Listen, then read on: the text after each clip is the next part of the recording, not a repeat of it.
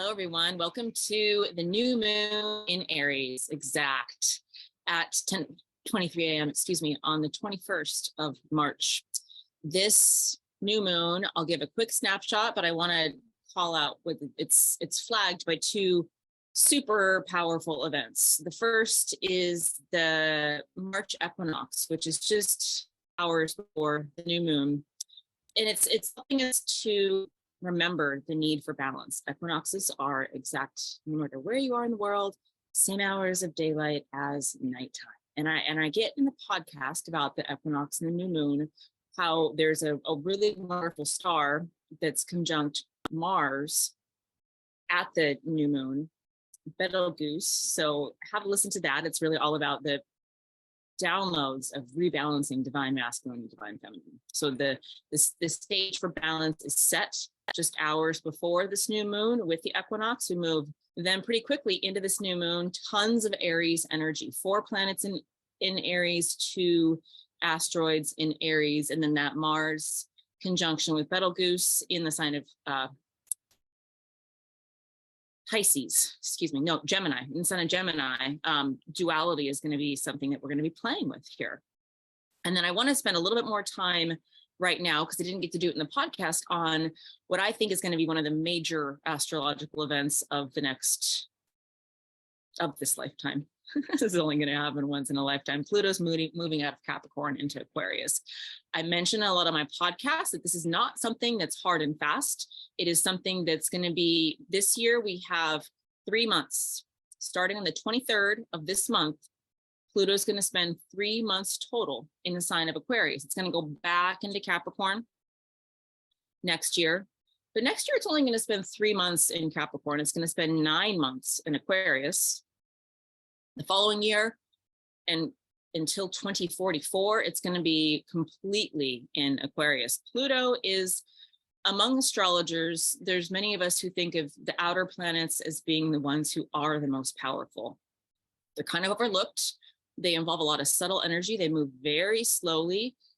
They have a very big impact in the 3D world, but it's almost the opposite of like a Mercury retrograde situation where your phone or your email dies. This is subtle energy, but this subtle energy is super powerful. Pluto, being the planet of death and rebirth, has just spent a whole lot of time in the sign of Capricorn, excavating, shaking our structure, showing us what works and what needs to go. Pluto's moving into Aquarius. Aquarius is the sign of the future. Aquarius is the water bearer. Aquarius is reminding us, it's ruled by Uranus, and I tend to think of Uranus as reminding us that we are the technology. There's a lot of technology coming through, and that's all great. We can be maybe a little bit more neutral about that and a little bit more excited about remembering ourselves as energetic antenna and as the powerful creators in this world. So Uranus does just that. And Aquarius has a similar energy. It's ruled by Uranus. So the type of, it's a revolutionary sign. It's a radical sign. It's often seen as sort of outlandish and weird, but Aquarius is very much about fighting for the soul's calling cause.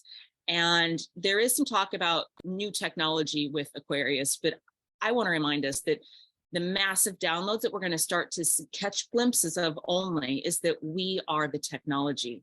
In the podcast, I mentioned my course on Egyptian alchemy and how, alchemy was something that back in the time when Egypt was thriving, something that was embraced, and it was both a spiritual and a societal and a collective practice that was for the betterment of everyone. And it involved a lot of understanding the power of ourselves as creators. That information was lost because humanity descended into times of darkness. We are coming out of those times of darkness. Pluto in Aquarius is signaling just exactly and precisely that. And so I offer that Pluto in Aquarius is really supporting us in awakening and waking up and remembering how amazing and wonderful and powerful we are, and really raising the bar for what our visions are for what's possible for the future. So I'm going to keep talking about Pluto in Aquarius because I think it's one of the most exciting things that's going to be happening. And as I mentioned, this process is just starting to unfold. But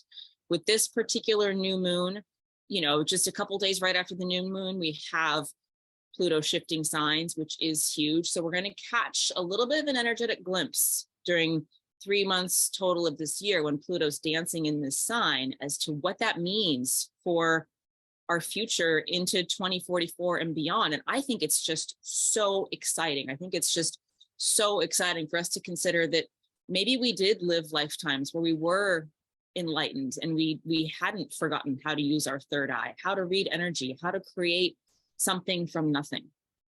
So I hope that you enjoy this. I also want to give an exciting sneak peek. I'm going to be offering the Egyptian Alchemy Course again because it's just such a profound offering. So I'm going to be offering it one more time. You'll start to see the dates unfold. I'll put a link below, but it's going to start probably 2 lunar cycles. If you have any interest in that, you can check that out. I'll also put a link to my podcast.